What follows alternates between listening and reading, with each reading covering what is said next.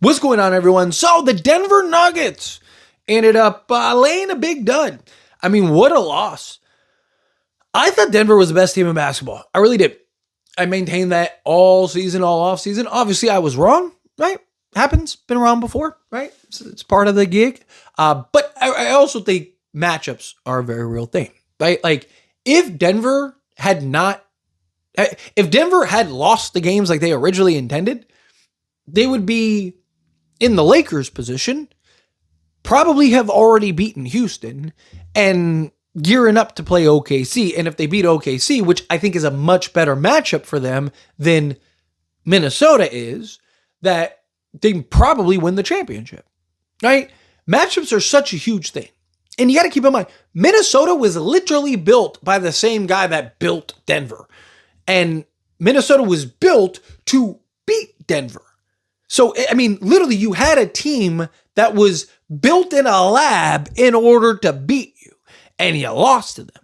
The problem isn't that you lost to them. The problem is that you lost to them without three of their top 5 to 6 players, right? Anthony Edwards, Dante DiVincenzo, and Ayo Dosunmu were all out, and you still ended up losing, which is crazy, which, I mean, could bode very well for San Antonio, right? Because San Antonio, they're the ones that are going to have to play Minnesota, and they might be without Anthony Edwards, Ayo Dosunmu, and they're going to be out without Dante DiVincenzo because fortunately tore his Achilles. So, you're talking about a situation that is just not good for Minnesota, and Denver wasn't able to overcome it. Jokic was pedestrian, put it nicely. Jamal Murray wasn't very good.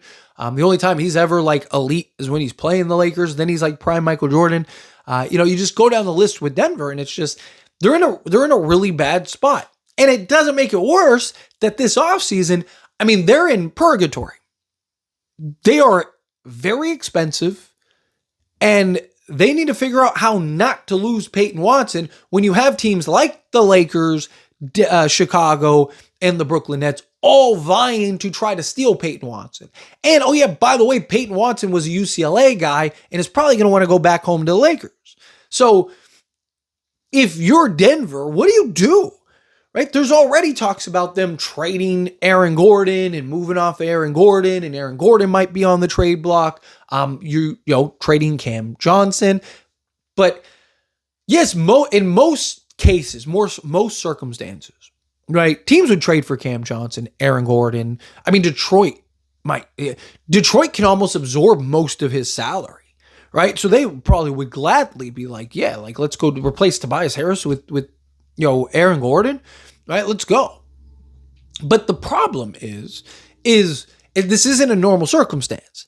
See, like Denver can't take on salary, right? Like if they're going to trade Cam Johnson, they essentially need to salary dump him. There's only 3 teams that are projected to be able to do that. That is the Chicago Bulls, the Los Angeles Lakers, and the Brooklyn Nets in order of cap space, right? So you're talking about a situation where, if I'm the Lakers, why would I want to do that when I could just sign Peyton Watson and put you in a way?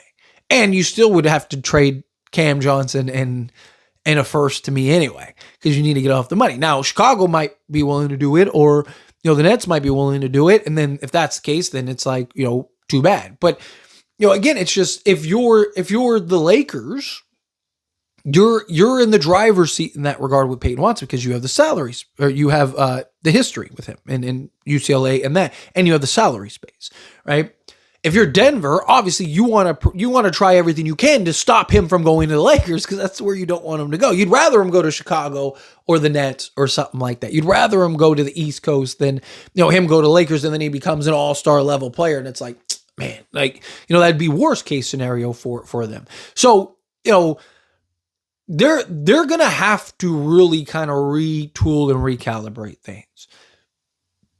They are very similar to a position as my Lakers in the sense of they really lack the athleticism around Jokic, right? Aaron Gordon's athletic, but Jamal Murray, he can be a little slow-footed.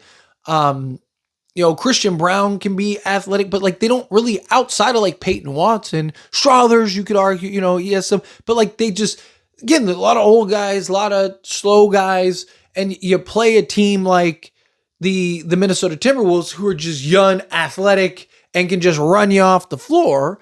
And you saw that. They just pushed the pace. They just ran and ran and ran you up and down the court. And next thing you know, you look up and you lost. So Denver's going to have to kind of get back to the drawing board a little bit. You know, I mean, if I was Denver, I would try, like, I'd almost trade Gordon, trade Cam Johnson, right? Like, can I trade Gordon in a normal trade, right? Like I said, Detroit. Can I go to Detroit and just be like, hey, like, let's work out a normal trade? You know, you get Aaron Gordon, we get some stuff, right? You know, we're not trying to salary dump them. We're trying to get younger, right? Could you get maybe an athletic piece or two, or like a pick or something like that? Could you get an asset? And then that could help you maybe salary dump Cam Johnson to where then you can go get Peyton Watson and then kind of use whatever's left to go and make some moves. Or do you just sell the last of your assets in order to go and get off of Christian Brown and Cam Johnson and just, you know, clear $40 million off your books and, you know, maybe make some moves that way or something. Also, I mean, another thing they got to keep in mind, they got to be very cautious on is Nikola Jokic. Now, he says he's committed, but, you know, things change. I mean, if he doesn't sign that extension this offseason, they might have to strongly consider looking to move him. They might have to strongly look to, like, hey, you know, because you don't, last thing you want to do is lose a 3-time MVP for nothing, right? Like, and I mean, they might have to take a down year. And Jokic isn't getting younger, man. Like, you know, it might take a year or two for them to kind of get off of what they need to get off of, do the things that they need to do. There's not like a ton of these like great high-end free agents this offseason. I don't know.